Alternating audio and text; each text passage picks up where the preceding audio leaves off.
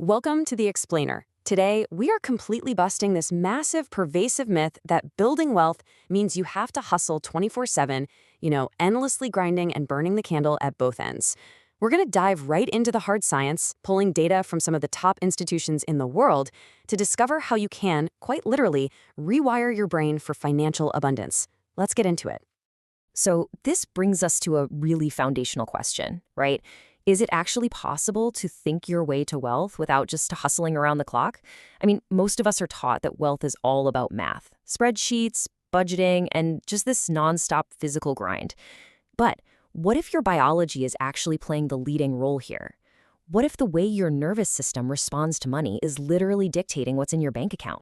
Think about that feeling of standing on a perilous cliff edge, but, with your money. Researchers from Stanford and Johns Hopkins found something incredible. This negative scarcity mindset, it actively alters our neural processing. It triggers profound fear. And biologically speaking, when we are afraid, we just don't make smart, growth-oriented investments. Nope. Instead, we hoard our money. We cling to it for dear life rather than confidently nurturing it so it can grow. Now, to really understand why we do this, we've got to look at the root cause. And get this. According to researchers at Cambridge University, our core money habits and beliefs, they're already completely hardwired into our brains by the time we're just 7 years old. Yeah, 7. So if you grew up hearing stuff like money doesn't grow on trees or, rich people are greedy, well, those aren't just passing thoughts. They are deeply entrenched neural pathways that your brain uses to subconsciously resist wealth. Crazy, right? But hey, here is the good news, and it's a real game changer: neuroplasticity. Championed by experts like the renowned neuroscientist Dr. Michael Merzenich, this is your brain's scientifically proven ability to literally change its own structure and operate in completely new ways. So what does this mean for us? It proves we absolutely aren't stuck with this inherited financial anxiety. We can actively unlearn those toxic childhood mental loops and rewire our brains for entirely new wealthy behaviors. Okay, so I want you to imagine a sort of biological battlefield right inside your head. Based on the Nobel Prize-winning work of Daniel Kahneman, we've got System 1. This is fast, it's highly emotional, and it's processed in your brain's ancient threat detection center, the amygdala. Then, on the flip side, we have System 2. This one is slow, it's rational, and it lives in the highly evolved prefrontal cortex. Now, when it comes to building wealth, we desperately need System 2 in the driver's seat. The problem? Financial stress is constantly triggering System 1. And when that financial stress hits, oh boy, it floods the amygdala with the stress hormone cortisol, and our logic just completely shuts down. We immediately fall into these sneaky cognitive traps. Take loss aversion, for example, where the pain of losing money feels infinitely worse than the joy of actually gaining it. Or confirmation bias. We just become super reactive, right? We end up sabotaging our own portfolios instead of staying cool and strategic. Actually, you can see this status quo bias perfectly in action if we look back at the recent regional banking crisis. Honestly, you'd expect massive capital flight during that kind of extreme market panic, wouldn't you? Yet look at this data from Adipar. It shows that only 18% of uninsured deposits moved out of regional banks. The vast majority, a whopping 82%, stayed completely frozen. That right there is the amygdala freezing up your decision-making when logic definitely should have dictated movement.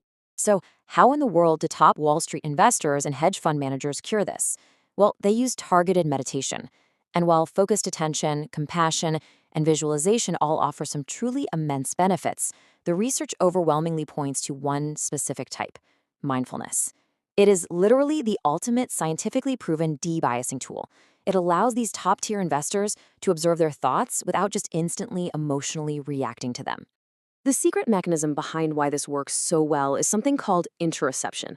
Basically, this is the practice of focusing your attention inwardly. And when we do this, neuroscientists actually observe a physical shift in the brain. The energy moves away from that panicked, biased amygdala and goes right back to the logical, planning-focused prefrontal cortex. It creates this absolutely vital, mindful pause between a terrifying market stimulus and your actual response. Now, I know what you're probably thinking. I do not have time for this. But neuroscience actually has a pretty surprising answer for us here. You don't have to go be a monk on a mountain to achieve this kind of rewiring. A tiny investment of just 10 minutes a day for 10 days yields clinically meaningful benefits. I mean, that's a massive upgrade to your unbiased, rational decision-making for less time than it takes to scroll social media in the morning. Let's pivot and apply this to our daily spending habits. I mean, we've all seen, or let's be honest, we've all been, that person stuffing the trunk with shopping bags, just chasing a temporary dopamine hit. When our money life isn't aligned with our true core values, we create this endless cycle.